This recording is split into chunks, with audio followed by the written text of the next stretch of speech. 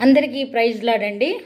చాలామందికి కొంతమందికి తెలియని విషయం ఏంటి అంటే జారత్వము అంటే వ్యభిచారం అంటే ఈ రెండిటికి తేడా ఏంటనేది చాలామందికి తెలియదు.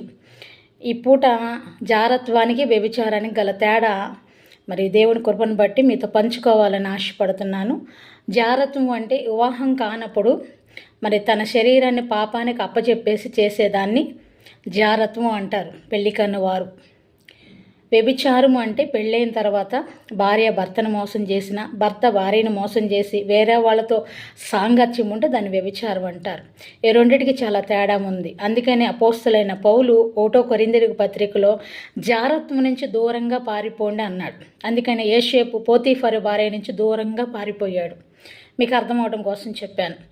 సో మరి ఎందుకు జారత్వం నుంచి దూరంగా పారిపోవాలి అంటే ఈ దేహము దేవుని ఆలయమై ఉంది. 1 కొరింథీయులు 3:16 ప్రకారం మరి మీలో దేవుని ఆత్మ నివసించుదని మీరు ఎరుగురా, దేవుని ఆలయం పాడు చేస్తే వాడిని నేను పాడు చేస్తానని దేవుని లేఖనాలు సెలవిస్తున్నాయి. కాబట్టి యవనస్తులారా జారత్వం నుంచి వివాహం కాకముందే దూరంగా పారిపోండి. ఎందుకంటే మన దేవుడు పరిశుద్ధుడు. మీకు అర్థమైంది అనుకుంటాను. దేవుని నామానికి మహిమ కలుగును గాక. Praise the lord.